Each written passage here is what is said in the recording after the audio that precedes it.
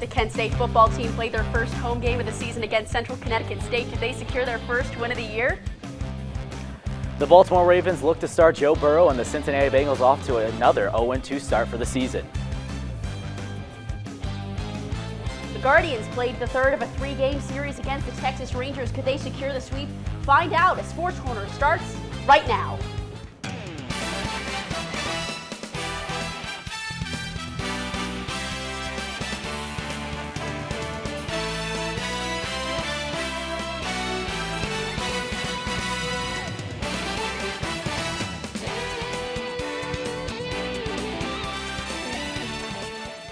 What's going on, Portage County? Welcome to Sports Corner. I'm your host, Liv Sharp. That's Blake Goloja, and Kent State was at home for the first time in the Kent Grit era this past weekend. That's right, Liv. Central Connecticut State was in town. Let's head right off campus and down Summit Road to Dick Stadium for the highlights. Kent State looking to pick up their first win and their first touchdown of the season, and it won't take too long to get it. First drive for the Flashes, and it is capped off with a rushing touchdown by Gavin Garcia to get Kent State its first touchdown of the season. They take a 7-0 lead. You know Coach Kenny Burns is excited. Moving along, CCSU with a quick 3-and-out. 5:21 left to go in the first. Michael Limo uncorks a 40-yard bomb to Trell Harris, and the Flashes are rolling up 14-0. We move ahead to the second quarter. Garcia takes the handoff from Alimo, runs outside, and he's going to rip off a 25-yard run to the house. And Kent State is showing no quit, up 21-0. Kent State finally starting to feel like a complete team. Alimo hasn't had much luck with his legs so far, but that's not the case today as he punches it in from 2 yards out with some help from his O-line. Flashes up 28-0, looking for the shutout. Now in the third, Alimo hands it off to Jalen Thomas, who takes off like a shot, dodging tackles, finding openings, and finally falling into the end zone. The Flashes slamming the door in the Blue Devils' faces. Central Connecticut State would eventually score with a little over 2 minutes left in the game. QB Ricky Ortega with a rushing touchdown to make the final score 38-10.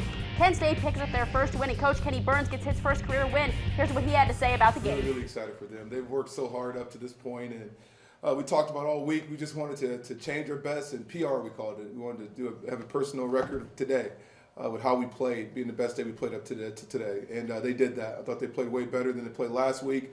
And again, that's going to be the mantra all year. I'm not going to look at the result. We're glad we won, but are we playing better than we did the week before? And we definitely did that today, and the result takes care of itself from there. So I thought they started fast. They came out the gate swinging at the first drive, and they accelerated in the middle. We're still working on finishing strong, but we're getting closer and closer. So excited for them, and hopefully they can celebrate tonight and have a good time and go back to work and be 1-0 in the Fresno State season next week. Great first win. Obviously, great crowd, great environment, and like CJ said, it started in the preparation all week. There's big emphasis on the big guys up front all week, and they came out and blocked their tails off all day long. And yeah, great first win. With the preparation that we had this week, we worked really, really hard because we know we needed this win. It really helps our team, motivation, and it brings us along. It brings us together in one unit. So the preparation that we did this week really, helped us as a team to get this win today. So let's look at the recap of that one. 38-10 was the final. Alimo, 12 for 16, 1 touchdown, 1 interception. Garcia added 127 yards on the ground. That's great to see him get going. Trell Harris, 94 yards reception. And on the other side, 4 for 14 with 2 interceptions was Jenner. Johnson only 35 yards, and Plaxton 15 yards. Great defense by that Kent State team. Well, we called it last week. The run game was going to need to be a big part of Kent State's success. Glad to see Garcia getting involved, 127 yards, 2 touchdowns for him. But let's not harp on the past. Let's look ahead to Fresno State. What is going to be the key to Kent State's success on Saturday? So I said it was our offense last week. I think it's going to be our defense this week. Fresno State has been on fire these first few weeks. They've had averaging over 400 yards a game. Mikey Keeney, their quarterback, 880 yards, 8 touchdowns on the year already. We have to stop them in the air, and by doing that, I think we need Garcia to get going on the ground. Limit their possessions, try to keep the ball on our side and out of Mikey Keeney's hand. Me personally, I think that passing game is going to be key. We said run game this week, passing game this week. Alimo has got to heat up. Fresno State has only allowed 95 yards rushing, so I'm not sure how much luck Garcia is going to have. Would love to see him pop off, but I think that it's going to be up to Alimo. He had a great connection with Trell Harris this week. I would love to see him get more involved with McCray as well. And Floria, he had a massive gain, so I think that's what's going to be the key. If Alimo does well making completions, I think we're going to be set. Yeah, it's going to be tough sledding, but I think we can get it done. Absolutely. And after knocking off Duquesne 2-1 last Sunday, Kent State soccer will travel to Athens Thursday for its first MAC matchup versus Ohio University. The Flashes are 25-15-3 against the Bobcats all time and won last year's match 2-0. On the other side, Ohio will be looking to bounce back after 2 straight losses coming at the hands of Ohio State and James Madison University. Goals will not be easy to come by for the Bobcats as graduate keeper Sarah Melian has only allowed 8 goals and tallied 29 saves for the Flashes. Game time is scheduled for 4 p.m. Thursday. The Kent State women's golf team traveled to East Lansing for the Mary Fossum Invitational hosted by Michigan State. The Flashes come off a 7th place finish at the Dick McGuire Invitational in Albuquerque on Tuesday, where freshman Veronica Kedrovina took home the Mid-American Conference Golfer of the Week after shooting 9 under par. As of now, Kent State is tied for 6th place at 24 shots above par. The Kent State field hockey team fell to number 8 ranked Michigan 3-1 yesterday. The game was knotted up at 1 until third quarter when Michigan put up 2 unanswered goals. Both teams had 5 corners and Michigan led in shots 12-8. Senior Katie Wurstel netted the lone goal for the Flashes, her first of the season. Kent State will welcome Ohio University this Friday for a MAC showdown. The game is slated for a 3 p.m. start time. The Kent State women's volleyball team had a matchup on Friday when they hosted Youngstown State. The Flashes lost 3 out of 4 sets. Sophomore Mackenzie McGuire had a career high, finishing 28 kills and a .408 hitting percentage. McGuire had the most kills in a match by a Golden Flash since 2015. Redshirt senior Kiana Mack added 9 kills, 2 aces, and 2 blocks herself. Kent State will welcome Buffalo for a 2-day matchup Friday and Saturday. What's going on, Portage County? The Ravenna Ravens took on the Streetsboro Rockets at home last Friday. Ravenna was looking to get their first win of the season, and Streetsboro looked to get back on track with another win. So we're going to have the Ravenna Ravens here. They're down 7, and they're going to start their first offensive drive off with a trick play. Passing and receiving the ball is going to be tight end Bobby Melzer, who's going to go down at the goal line and set up this Austin Marshall touchdown. The Ravens are going to tie the Rockets 7-7, and the Rockets answer back. Quarterback Cohen Climack, he's going to hold on to the ball, find the lane, and he is going to jog into the end zone. Rockets retake the lead 14-7, and they do not give it back up. The Rockets look very sharp on the ground and passing during this game, finding ways to score in every asset of the game, and their defense was dialed in. They were giving Ravenna no chances as Cohen Climack makes a sack here. And Cohen Climack, he just kept getting the ball in the hands of his playmakers. Preston Hopperton's going to take this one all the way to the house, his first receiving touchdown of the night. And Cohen Climack on the game will have 3 total touchdowns, 2 through the air and 1 rushing. Now Preston Hopperton, he is the highlight of this game. He had himself 150 plus receiving yards on top of the 82 yards rushing as he breaks off an 84-yard reception to set himself up at the goal line. He's going to get the job done in the very next play as he pounds it into the end zone. The Rockets are going to win in a very dominant fashion, getting back in the win column. They are going to win this game 56-7. We head down south to Massillon hosting St. Ed's. Ed's QB Thomas Casani fakes the handoff, hits a wide open Brandon White who struts into the end zone, and the Eagles take a 6-0 lead after a blocked field goal by Dorian Pringle. Massillon looking to respond. Tigers QB DeJuan Owens takes the snap, runs to the outside and into the end zone. Massillon takes the lead 7-6 with 3 minutes and 5 seconds left in the first half. We head to the third quarter. Casani ready to strike back, but he gets picked off by Adonis Vaughn. What a grab. This truly was a defensive battle. Lots of interceptions and 4th down conversions, but more on that one later. Owens hands it off to Kyler Wiggins, who breaks free for a massive run to give Massillon the first down in the end zone. That sets up this Massillon goal stand where Owens puts the team on his back and takes it into the end zone himself. Running once again to the outside and right to the end zone. Touchdown Tigers. But that's not all. Massillon chooses to go for 2, and he runs right up the gut to take it in himself. Owens helps Massillon take a 15-6 lead with 6 minutes and 3 seconds to go. With under 2 minutes to play, the Eagles trying to make some moves, but Casani gets sacked here, and that's going to bring up 4th and 32. Eagles desperately trying to make this happen. With 70 seconds left, Casani goes for it, uncorks, and connects with Brian Sullivan for the massive connection. 4th and 32. He connects with Sullivan again, but this time for a touchdown. Not going to be enough as Massillon hangs on and survives 15-13 to improve to 5-0.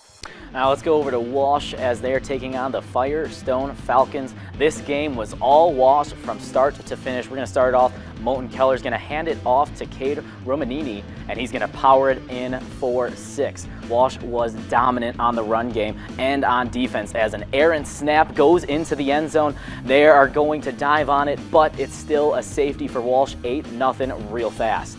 Warriors are going to keep chugging on the ground. This time it's Lucas Weaver getting into the end zone for Walsh. And let's see Weaver again on the carry. On a 3rd down, they give it to him. He's going to dive into the end zone for 6. Finally, we'll get to see some air game from Walsh, and he is going to find Milan Paris for 6. Another Romanini touchdown. He had 2 on the day, and it's going to finish it off with a Marty Tobin power run, 49-0. Walsh blinks Firestone. Yeah, we have great senior leaders over there on defense, and they were awesome. They fly around to the ball, they hit, and they take a ton of pride in putting that 0 up. It's something we talked about all week.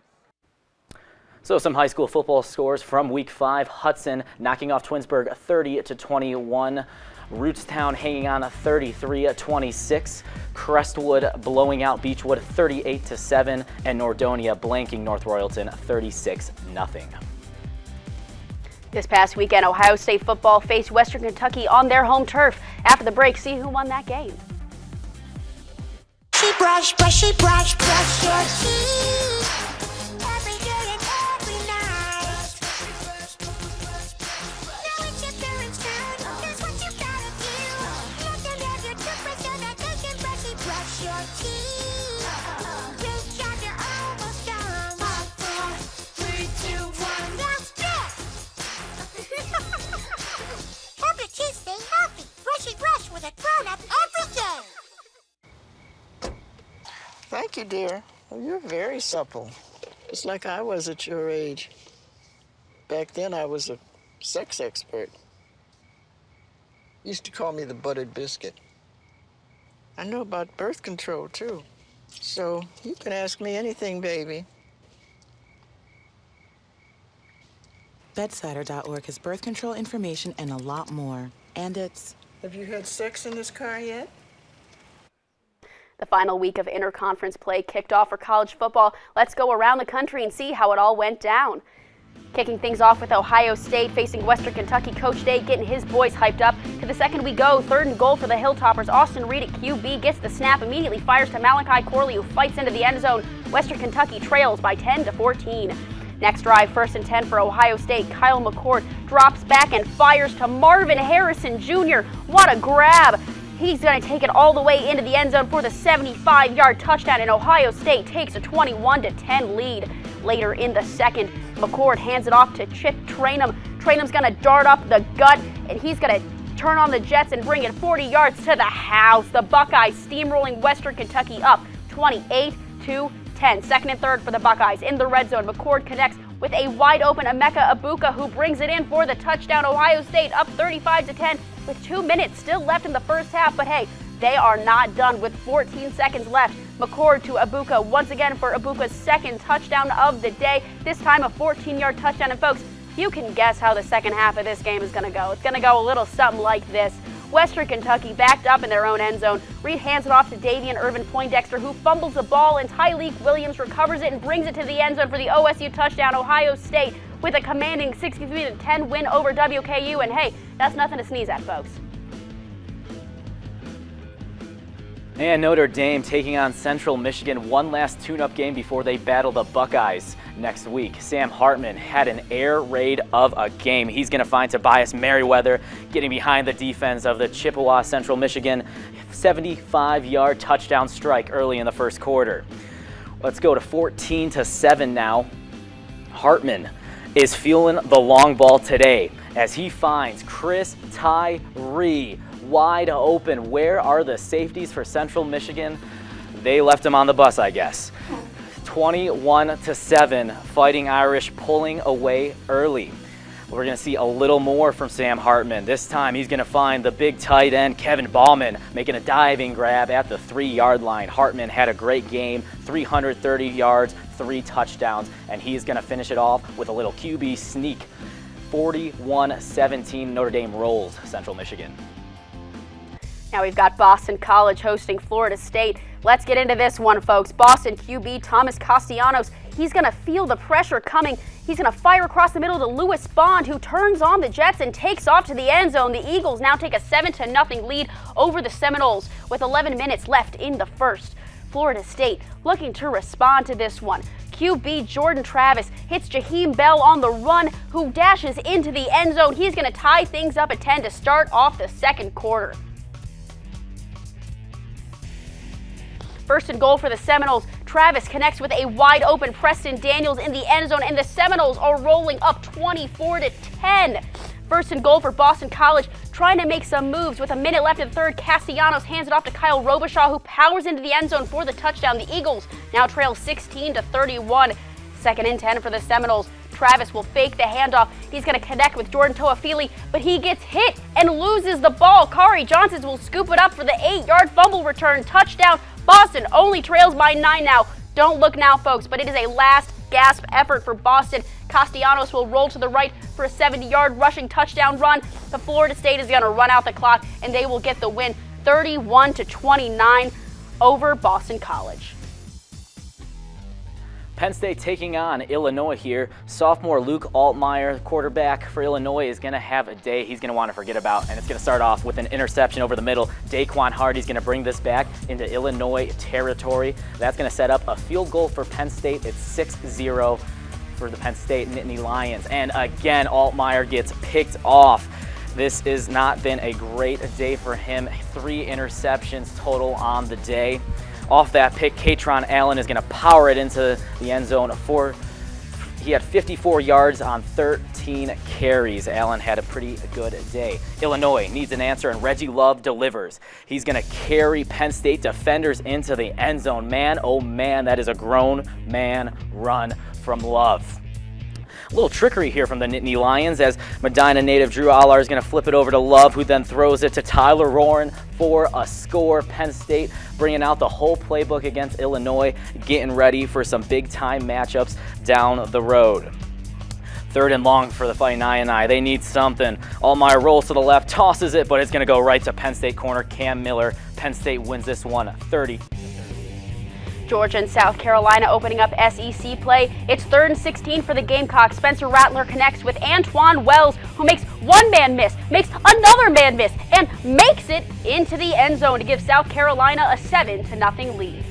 First and goal, DeCarrion Joyner takes the snap and runs right into the pile, pushes his way into the end zone to give South Carolina a 14-3 lead with a minute left in the first half. Carson Beck at QB for the Bulldogs. Pressure is coming. He connects with Rare Thomas, a 36-yard pass to set up this trip for the red zone for the Bulldogs.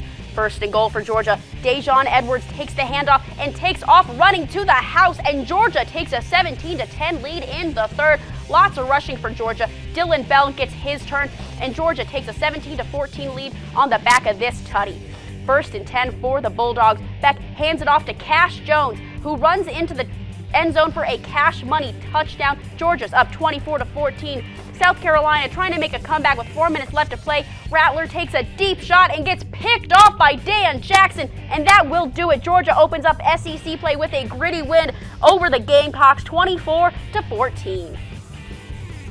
And let's go to one of the best games of the night. A lot of bad blood going into this one. A staggering 187 yards and penalties and 10 personal fouls for Colorado State in this one, and it was physical. Starting it off here, Shedeur Sanders looking for Jimmy Horn Jr., but it's too high and picked by Henry Blackburn, taking it right out of the hands of Horn Jr. That's going to set up redshirt freshman Braden Fowler Nicolosi to give it right back, and it is a pick six for Shiloh Sanders. He has a date with the end zone, 80-yard return for that man, and he gets the sold-out Buffs crowd rocking. Fowler Nicolosi, though, is going to pitch it back to Torrey Horton. Hey, we just saw a play like this. Let's see what happens here. It's going to be the same result. Dallin Holker's going to get the end zone. Torrey Horton, a receiver, putting it in his breadbasket. A great throw from the receiver, and the Rams tie it up. Sanders is going to find Travis Hunter here, who does a little too much dancing, and he's going to lose the ball. It's going to turn into a scoop and score for Ron Hargy. That is all of a sudden, the Rams are up. Colorado looks a little stunned right now. Let's see how they answer. Sanders, bullet to Xavier Weaver, his second touchdown of the season, and that one was big, talking to the Rams cornerback, telling him, I'm going to be here all night. This team continues to exchange blow as Fowler Nicolosi runs an almost mirror image of that play, and he's going to find Brown and takes back the lead. Brown, watch this celebration. He's going to hit the same dance Sanders did last week on Nebraska's logo. A little taunting there, trying to get in the head of the Buffaloes. Now to the fourth. Nicolosi's going to connect with Holker, who has a pretty run after the catch. He's going to take it all the way to the end zone. Holker, huge game for him, finished with 109 yards and 2 touchdowns. And all of a sudden, 28-17 Rams. Where's Deion Sanders in Colorado? Here they come. Time winding down for the Buffs. They need a big play. Jimmy Horn Jr. is going to answer the call. A little stutter step, end zone, 66 yards, and a touchdown for Horn Jr. on the day. Now they need the 2-point conversion to try to force some overtime, and they're going to find the big man, Michael Harrison, delivering. We are all tied up and going to overtime.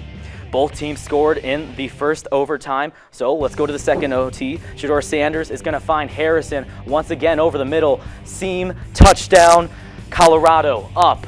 Last chance, Rams need an answer. Ooh, a little MJ shrug, that was cold there. Need the answer. Trevor Wood is going to hang up the phone on the Rams' attempt to take out Colorado. 43-35, Colorado hangs on. Let's look at the AP Top 10 poll heading into Week 4. Oregon at 10-3-0, Notre Dame at 9-4-0, Washington at 8-3-0, Penn State at 7-3-0 as well, Ohio State also at 3-0 at 6, USC at 5-3-0. Top 4, Florida State, Texas is at number 3, Michigan is at 2, and Georgia is at 1. Well, we just discussed the AP poll Top 10. Now you might be saying to yourself, folks, someone's missing. Alabama. Alabama dropped out of the top 10 for the first time since 2015 after that win that they scraped from USF. What do you think about that? Do you think that was deserved? Do you think that was...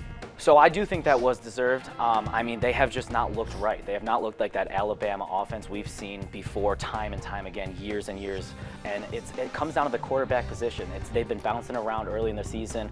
Just a little bit ago, they named Jalen Milroe the starter for next week. So that's going to be big for them to come out, show what he can do, and start solidifying that Alabama offense, get them back on track. But I do think they deserve to drop out of the top 10. They have not looked great. I mean, we could have a whole show just talking about Alabama's QB carousel so far, but I absolutely agree with you. I think it's deserved. I honestly expect them to be out of the top 10 last week with their loss to Texas. So I think that 13 is kind of an okay spot. I expect to see them fall kind of to Ole Miss because if we're being completely honest, I don't see them winning that game. Do you? I do not. No. Ole Miss looked good in the early season. I think they're going to show it against Bama here. Absolutely. And the Baltimore Ravens took on the Cincinnati Bengals on the NFL Sunday afternoon slate. Find out who won and more after the break. Good morning. Hope you all had a good weekend and are ready to be inspired. One quick thing I want to remind you guys to be studying. Major key alert. Did you just look at your phone while you was in class? You played yourself. Class, today we're talking about inspirational quotes. You want to get that paper? You better turn in that paper and get an A+. That's a major key. Another one. Mogul talk. You want to reach the mountaintop? You got to go hard. To succeed, you have to believe. Stay focused. Fly higher than the eagle. Don't ever play yourself. The key is to make it, so make it. Louise, can you give me an example of an inspirational quote from recent history? Don't play yourself. The key is to make it. And who said that? I did.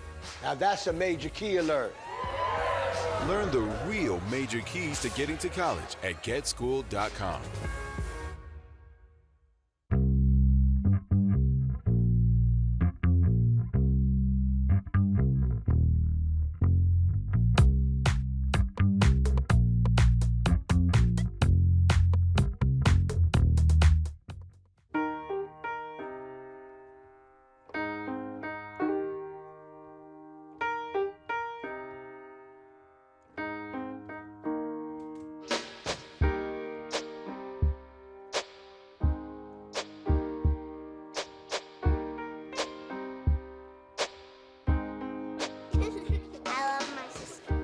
heart doesn't see race.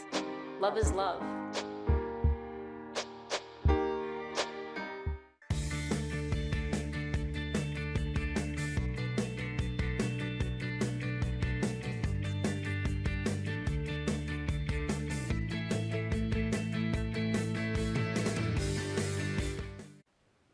Week 2 of the NFL season did not disappoint as we had some great statement and come-from-behind wins. Let's start in Cincinnati with an AFC North showdown. Baltimore Ravens visiting Lamar Jackson, looking to bounce back after a lackluster performance last week versus the Texans. And if you bet the Bengals' first touchdown this season would be a punt return, you would be a very rich man, as Charlie Jones, the rookie from Purdue, takes it 81 yards to the house and ties it up 7-7. As the Bengals sideline happy they finally get 6 on the board. Now, to the third we go. Lamar all day in the pocket, and he's going to put it on the money to Zay Flowers in double coverage. The rookie had 62 yards on the day, 52 coming from right there. Now, we've seen this before. Lamar to Mark Andrews, one of the best duos in the league, and he's going to get in with that dive for 6. First touchdown of the season for Burrow. He's going to find T. Higgins, who's going to hit a little jig and make this a 3-point game. Jackson trying to answer. He's going to find the ex-Eagle, Nelson Aguilar.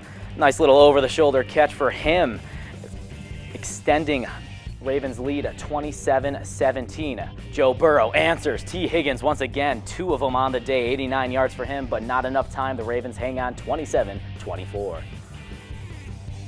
We head out to Detroit. The Lions looking to go 2-0. Jared Goff with a flea flicker connects with Khalif Raymond. Lions going up 14-7. That's a 36-yard touchdown for Raymond with 5 minutes still left in the second quarter. Second and goal for the Seahawks. Fakes the handoff. Geno Smith is going to hit Tyler Lockett. That's a 3-yard passing touchdown. Seahawks reclaim their lead 24-21 in the fourth. Still staying in the fourth here, the Lions looking to retake the lead. Goff drops back looking for Jahmyr Gibbs, but he gets picked off by Trey Brown. Brown's going to bring it to the house 40 yards, and the Seahawks extend their lead 31-21. This ends Goff's streak of throws without an interception. Lions looking to make a comeback. Goff with time in the pocket connects with Josh Reynolds. With under 3 minutes to go, the Lions only trail by 3. Geno Smith looking to ice it for Seattle. Pressure coming. He's trying to bide time, dances around, trying to evade.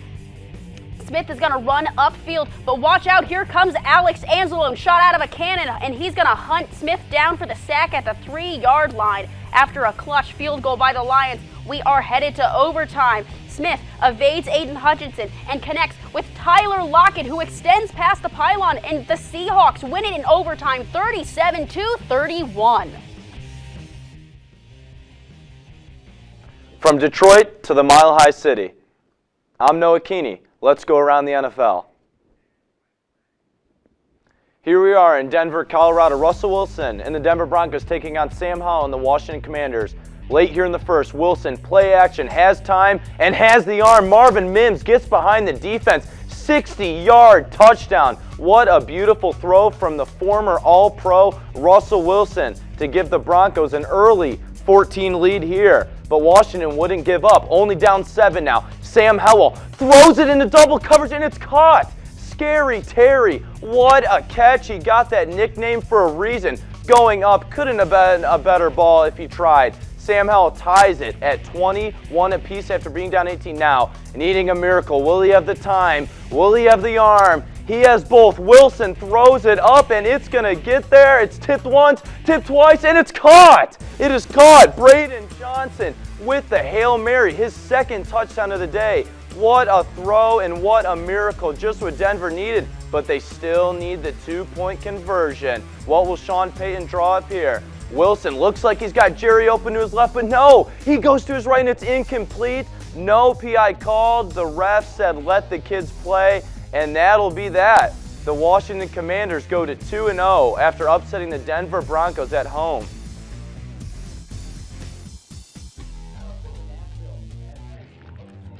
Los Angeles Chargers, let's start with Herbert, 4th and 4. They're going to go for it. He gets hit in the head by Jeffrey Simmons, then pressured by Arden Key, but he still delivers to Keenan Allen, and he tells those cornerbacks they're just too small for him. Keenan Allen had himself a day, but my oh my Herbert. What a play to keep that alive and find Allen. Both flags were on Tennessee, so that touchdown stands, and they went for 2 after, making it 11-0. Watch this arm strength from Tannehill as he airs it out and he finds Treylon Burks down at the 3. That ball flew around 70 yards in the air. Insane arm strength from Tannehill. Now watch this. Tannehill running the triple option, and he's going to keep it himself for 6. It's hard to defend that when you got Derrick Henry running to the right side. Keenan Allen up the seam, touchdown number 2 for the day, and he was great, but not enough as Tennessee just keeps coming back. Herbert looking over the middle. He finds, once again, Mr. Reliable. They need this. Keenan Allen, Cameron Dicker sets it up, and he puts it in to force some overtime. Tennessee stopped the Chargers on their first possession, and now they have a chance to win it. Just need to get into field goal range, and look who it is, the veteran D-Hop making the toe tap grab, which gets them in. Nick Folk, all he's got to do is put it in from 41 yards out, and it's right down the middle. Titans win it 27-24. Eckler hurt them with the injury.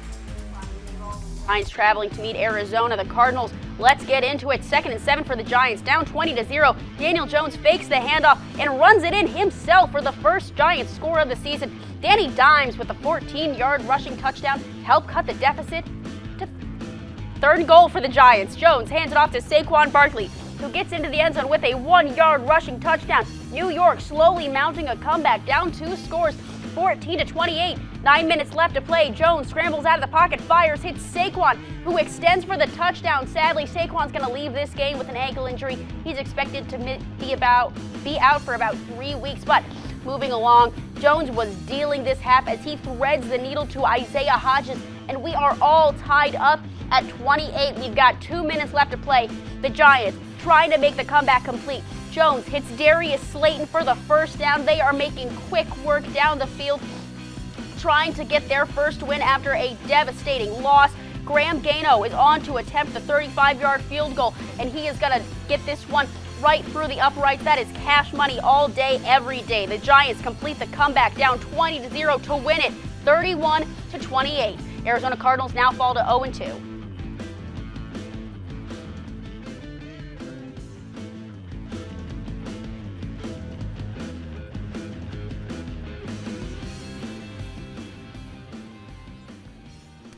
Well, Noah, can the Bucs continue to win with Baker Mayfield?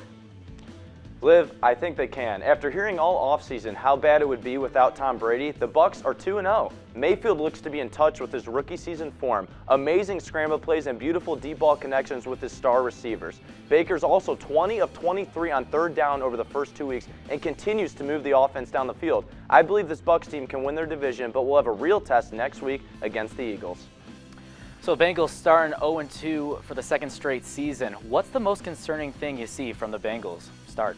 The biggest issue for me isn't the offense, it's the run defense. It had some rough moments against the Browns that day on week 1. The Browns ran for 206 yards in week 1. In week 2, the Ravens had the same success with 170 yards. Gus Edwards, Lamar, and Justice Hill had their way with the Bengals all day long. The offense will figure things out as time goes on, and Burrow gets more reps. But Cincinnati must stop the run if they want a chance to win games. And what 2 teams have surprised you in the NFL the most so far? For me, it has to be the Miami Dolphins and the Dallas Cowboys. The Dolphins defense showed last night what they can do, pressuring Mac Jones 20 times and recording 4 total sacks. The offense simply looks elite, as Tua looks to be one of the most accurate QBs in the NFL, and I also believe Tyreek Hill eclipses that 2K yard mark.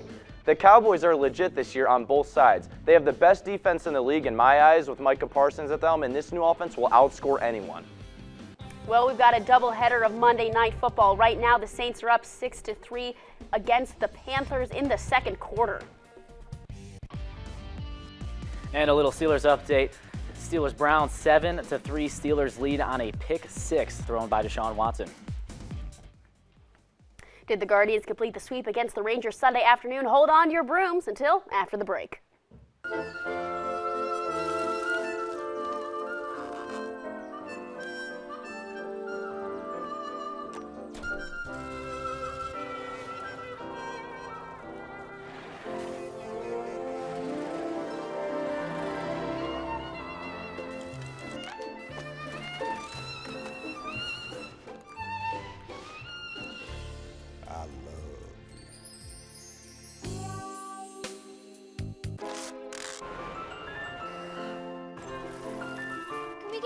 answers? Okay.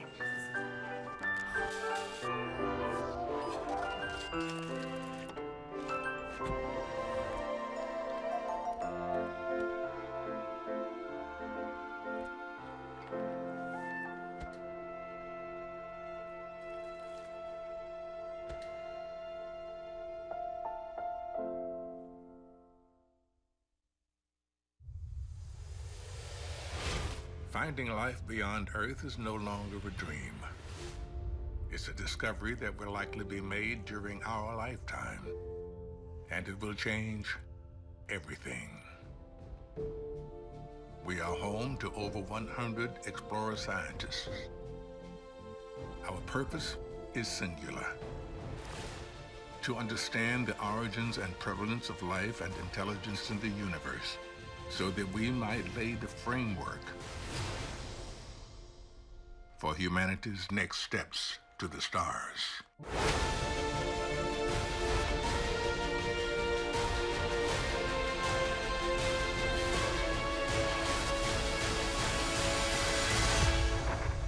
We are the SETI Institute.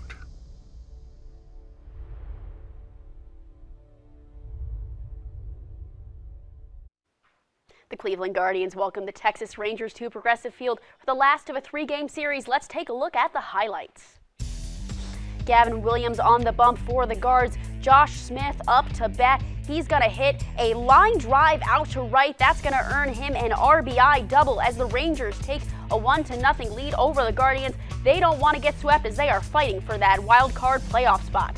Jay Ram up to bat. Jose Ramirez on his birthday, but he's given a gift to all of Cleveland as he sends this one out to the bleachers. That's going to even up the score at 1 apiece. Happy birthday, Jose, and congrats to that fan who made an excellent grab.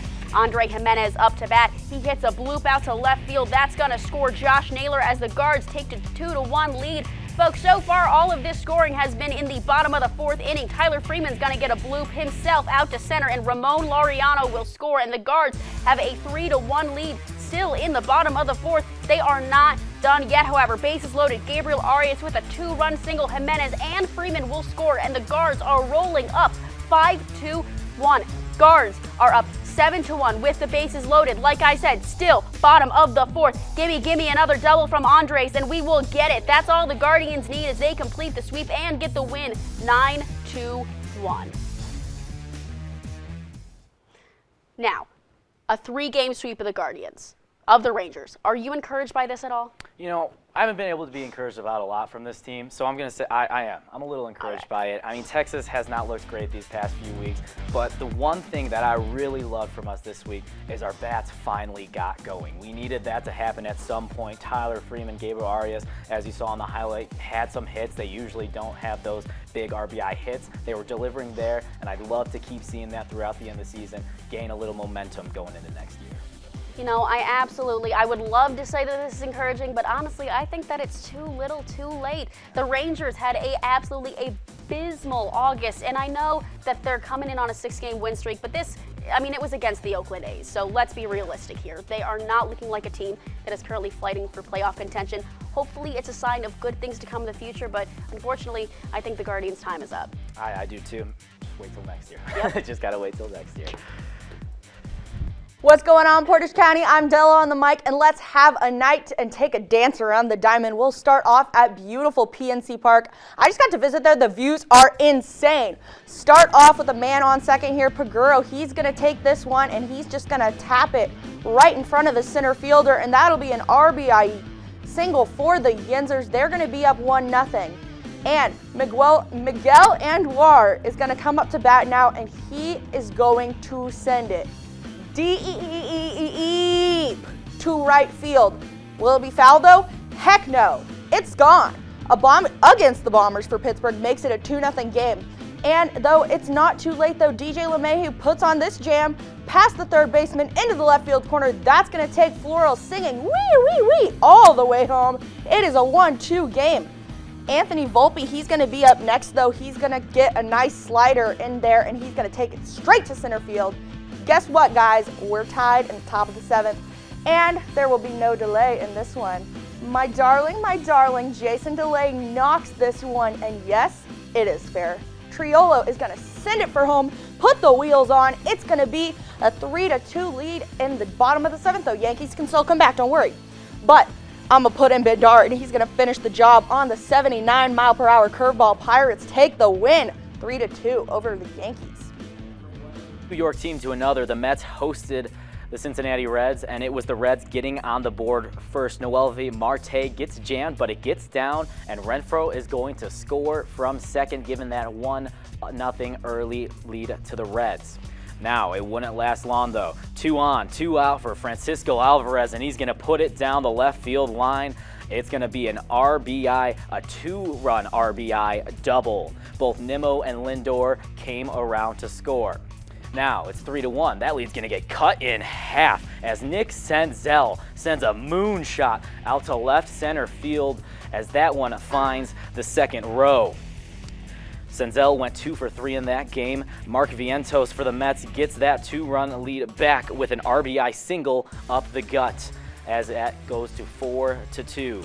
8-2 now. Encarnacion Strand is going to hit this one high, deep, at the wall, at the jump, and it just makes it over, making that 8-4. Last chance for the Reds in the 9th here. Spencer Steer's going to ground out to Vientos, and the Mets are going to avoid the series sweep as they hang on to win 8-4. We head out to St. Louis where the Cardinals are hosting the Phillies. Bottom of the 3rd with 2 on. Paul Goldschmidt hits an RBI out to right field, and that will score. The Cards take a 2-0 lead in the bottom of the 3rd. Now it's Nolan Arenado with 2 on, and he's going to hit a line drive out to left field. Will that stay fair? It will, folks. And Arenado has an RBI double as well. Now the Cardinals are cooking up 3-0 at home. Top of the 4th with bases loaded. Nick Castellanos hits it to the Cards shortstop who gets the out at second, but it's a throwing error by the second baseman, and that's going to score 2 for the Phillies, and we are all knotted up at 3. Bottom of the 5th, Goldschmidt back up to bat, and he goes yard to give St. Louis a 4-3 lead. Never a doubt about that one, folks. It is gone. It's Alec Boehm up to bat for the Phils, and he's going to go yard with a moonshot to Big Mac land at the top of the 8th, and now the Phillies only trail by 1. We head now to the bottom of the 8th. Jordan Walker, he wants in on this home run action. He won't quite reach Big Mac land, but that's a homer nonetheless as the Cardinals take a 6-5 lead. They're going to put out Helsley on the bump to close it out, and it's a fly out by Rojas to seal the game. The Cardinals get the win 6-5. We're going to take it now. Rays Orioles, a big 2 playoff clinching teams over the weekend. Brandon Lau, that's my bad, makes us say, wow, launches this 31-degree angle, sending it all the way out of here for the 1-0 lead. A little arm action there. O's with men in scoring position, though. They're going to capitalize this. Austin Hayes knocks this tapper and gets the tie game. An RBI single to come out of it, and it's going to be great. Sound the horn. Gray the Rays got a date in center field. He's sending that one out of here, making it a 2-1 game. Rays need an insurance run, and that is just what they're going to get. And you know what I got to say? The Rays got a rake. Christian Bethancourt, he's going to make this back-to-back jacks going into left center field as well. And Adley, the AL Rookie of the Year last year, goes deep and cuts the deficit 3-2. This is a game full of homers, I'm telling y'all. And speaking of homers, there is going to be no place like home. Bottom of the 9th, 2 outs. Adam Frazier on the corner. Run, baby, run. We are all tied up. Flash forward here, we're going to extras in the 11th. We will take it all the way to Cedric Mullins. Send this one to his turf in center field, and that'll be deep enough for the win. A sac fly takes it in extras, and it is so nice. 5-4 final. Well, Della, the MLB announced today that they will be awarding a team the Silver Slugger Award starting this season. Della, who do you think is going to take the honor at the end of the year? The winner will be awarded based on a combination of analytics and votes from the fans. So I think the clear front runners we can all agree on are the Braves and the Dodgers. But I think the Braves have got this one. They lead the league with a team WAR of 35.7. They got the gut punch coming up with Acuna and Olsen coming up in that lineup. I don't see any reason why nobody can catch them up from a plate standard at least. So with things heating up both sides of the wild card races, who do you think the AL wild card is going to go to, and who do you think is not going to make it? Okay, so here's the word on the street. Rays clinched, so that's one spot gone out of here. Let's do this bachelor style. There's only 2 available roses for 3 teams, so somebody's got to go. It's between Jays, Seattle, Texas. My roses are going to Seattle and Toronto. I think the Rangers' pen isn't ready for the smoke. Scherzer's out. The guards swept you in September 23. You're not ready for the dance. Now, Della, how are things hanging in the NL wildcard race? We're going to do this bachelor style again because I watched too much reality TV. I've got 3 wildcard spots and 4 teams that want it. Phillies, D-backs, Cubbies, and Marlins. First off, I think it's a battle for the 3rd spot between Chicago and Miami. The Cubbies have a really tough schedule coming up. They're playing the Braves, they're playing the Brewers, who are already pretty much in it.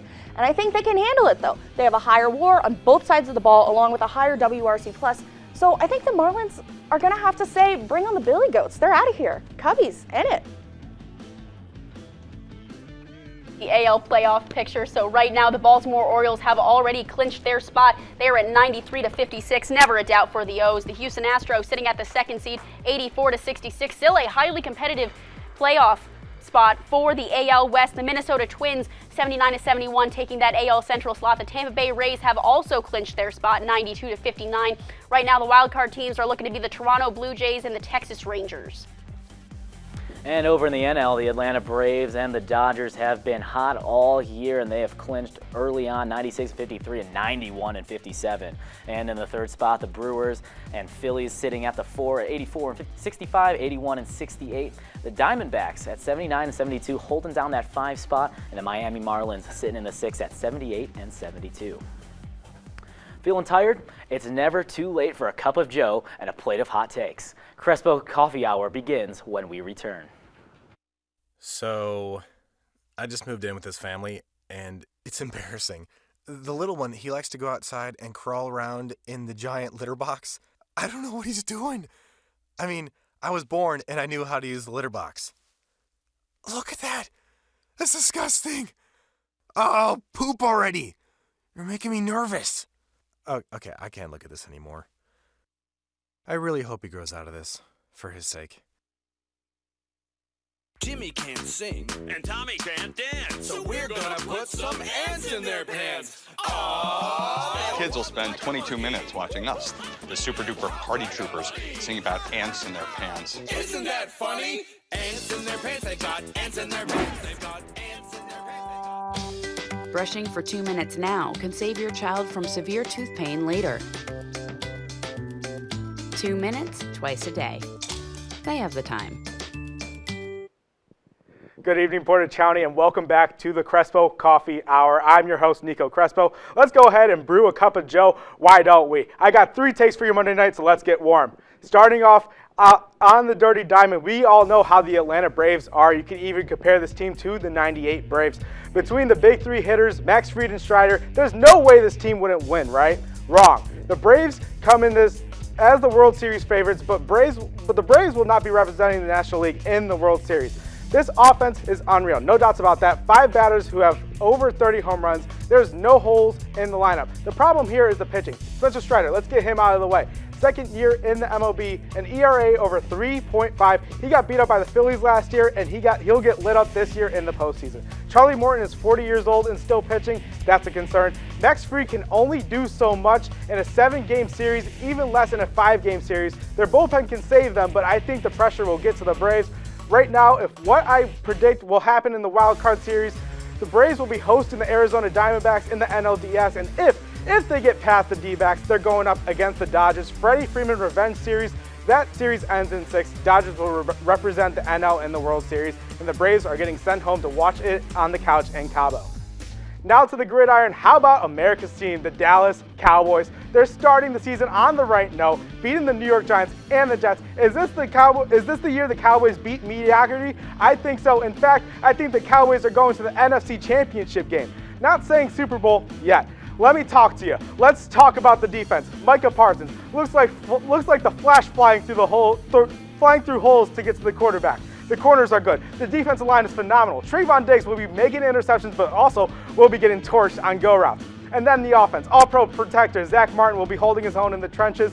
Dak just needs to be average for this team to do good. Coach Mike McCarthy needs to call plays that play to Dak Prescott's strengths, And then the wide receiver core. This might be the best core in the entire league. CeeDee Lamb, Brandon Cooks, and Michael Gallup. I mean, you can't really go wrong to who you throw to in this offense, especially the defense, except the defense, obviously, and Dak likes to do that sometimes. I don't think they will get a bye in the NFC, but they should get a high seed in the playoffs and have an easy matchup. And let's finish it out with some pumpkin spice for your latte. How about the Tampa Bay Buccaneers? I have the Buccaneers winning the NFC South, and I mean, honestly, this division is completely up for grabs. It's the literal definition of mid. It's dunking coffee. Anyways, who let Baker bake? No interceptions through 2 games? Where was this when he was on the Browns? 317 yards with a completion percentage over 75% and a QB rating at 114. This is a guy who's playing for another contract. Another guy who's playing for a contract is Mike Evans. The wideout has a touchdown in each of his first 2 games and 171 yards in yesterday's game versus the Bears. Not to mention that offense has the talent with Chris Godwin and Rashad Wright, but ultimately I think the determining factor of this offense is Baker. Will he regress into midseason form, or will he make another insanity run? Guess time will tell. Then the defense. The defense will probably carry this defense to the division title. Vita Vea holding down the middle of the field, an all-star lineup of linebackers including Shaquille Barrett, Levante David, and Devin White. Then the secondary. It's not the best secondary in the world, but they have the criminally underrated Jamal Dean and Carlton Davis III, who has been decent all 6 years of his career. It's not a hard division to win. Last year, the Buccaneers won the division with a record under 500. The only competition for the Buccaneers will be the Saints. But I think they do win the division. And that's all I got for you tonight. I've been Nico Crespo with the Crespo Coffee Hour, and I'll see you next week. Remember to keep sipping. Don't go away just yet. Our men on the Silver Mountain, Blake's best bets and empowerment are coming up. Hey, did you know that 2.4 million loving cats and dogs in shelters and rescues need our help to find a home? Go to theshelterpetproject.org and search your local shelters and rescues. Go for a cuddle with your next best friend. Adopt. Being a dad can be tough. When's the fairy princess coming? Any minute now. But it's always worth it. I know it's really you, Brew. I'm just pretending for the other kids. Take time to be a dad today. Call 877-4DAD-411 or visit fatherhood.gov. Well, Thomas, you've got prediabetes. But with more exercise and a change in diet, it can be reversed. I've tried exercising. It just makes me hungry for bacon. I love bacon, too. And who really likes to exercise? Not me. Me neither. Nobody. So we're good? What? Oh, you still have prediabetes. Big time. Welcome back. Let's start things off with a shout out to my favorite female athlete of the week. For empowerment this week, we're going to talk about Alexa Grasso. Now, if that name sounds familiar, it's probably because you watched SportsCorner in the spring, where Alexa was my woman on the Silver Mountain. She earned this title after Grasso won the UFC Women's Flyweight title. Well, on Saturday, it was the long-anticipated rematch with Valentina Shevchenko, and the title was on the line once again. Grasso and Shevchenko drew this time around, which means that Grasso will retain her title. This was another so-called punch me moment for Grasso, as she got to fight on Mexican Independence Day, something she said was a dream of hers, as she was the first Mexican-born female fighter to win a UFC title.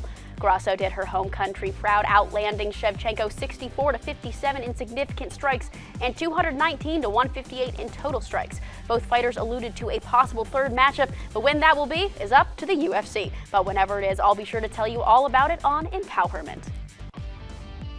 And welcome back to Blake's Best Bets. My Week 2 bet fell short as Calvin Ridley and the Jags offense put up a dud against the Chiefs. But have no fear, as I have 2 more locks for Week 3. My best bet is a CMC parlay featuring his over in rushing yards and anytime touchdown score. McCaffrey has been on a tear the first 2 weeks with 268 yards and 2 touchdowns. He has a terrific matchup Thursday night as they take on the New York Giants, who have given up an average 137 yards per game this year. CMC will feast on Thursday. And my second pick is the Vikings, knocking off the Chargers for their first win of the season. The Vikings dropped their first 2 games of the year, but on the plus side, their offense looked like it was starting to click late against the Eagles. Tyreek Hill had a tremendous game against the Chargers Week 1, and Justin Jefferson should do the same thing. This should be an exciting, high-scoring game, but I think the Vikings will hang on and cover as 1-point underdogs. And for my man on the Silver Mountain, who else is it going to be but Kent State head coach Kenny Burns? As we mentioned, Coach Burns got his first career win on Saturday, and boy, has he earned that Gatorade bath. Despite 2 tough losses to start the season, Coach Burns has kept his team inspired and continued to push them to be the best that they can be. He pushes them to their limit and always sets the bar higher and higher, and because of this, the Flashes have rose to the occasion. I'm sure this is the first of many wins for Coach Burns as the Kent Grit era has just begun. Congrats on the win, Coach, and congrats on being my man on the Silver Mountain. And for my man on the Silver Mountain, I am going with Daniel Jones. After being outscored 60-0 in the first 6 quarters of the Giants season, Danny Dimes had seen enough. In the second half of their game against the Cardinals, Jones put up literal historic numbers. He threw for 250-plus yards, rushed for 50-plus, threw 2 touchdowns, rushed for another, and had no turnovers. No other quarterback in NFL history has ever done that in one half. It would have been very easy for Jones to cave into all that New York noise, but instead he shrugged it off and willed the Giants to a much-needed win over Arizona. Danny Dimes and the Giants will look to ride that momentum into Thursday as they have a primetime matchup versus the San Francisco 49ers. Well, the Monday Night Football matchup that I know all of us are waiting to get home and watch, Browns versus Steelers. Blake, who do you have winning that game? I mean, I had the Browns before, and I still have them. I know they're down 7-3 right now, but a lot of time left to get that offense clicking, and I think they will do just that. Keep feeding Chubb, and we will have a game. Goodness, I hope so. I know things started off real rough for the Browns with the Deshaun Watson pick 6 to start things off, but you know what? I have faith in the Brownies. They're going to get things started. Keep feeding Chubb. Myles Garrett, once he settles in, Kenny Pickett is going to be mincemeat. I expect to see him get another sack or 2. I fully expect the Browns to win this one. I think it's going to be a second half game, probably coming down to the wire, because as we all know, the Browns like a dramatic finish. Well, that is all the time we have tonight. Thank you so much for tuning in. For all sports updates, follow our socials at TV2 KSU Sports on X and Instagram. I've been Liv Sharp. And I'm Blake Goloja. Have a great night, everyone.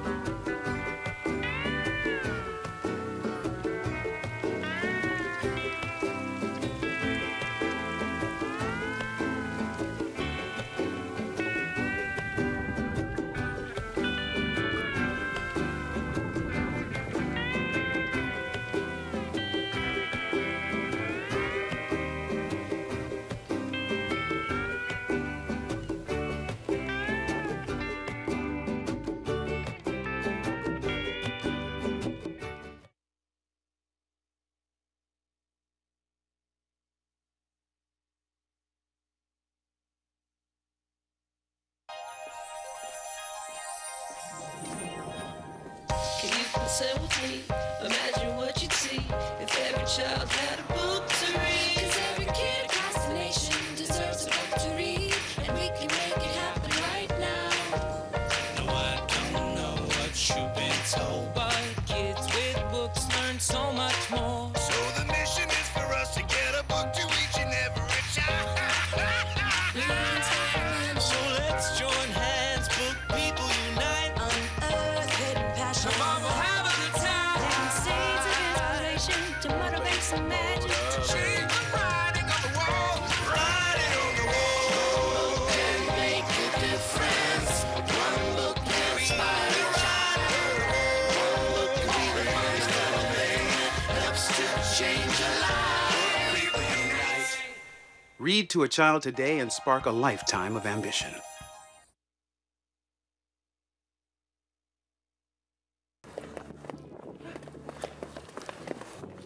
These activities help our young men become very strong. Steps. First, our super secret cyber scanners scan the World Wide Web for feeble-minded firmware such as your own. My name is Joe Finch, divorce attorney and used car salesman.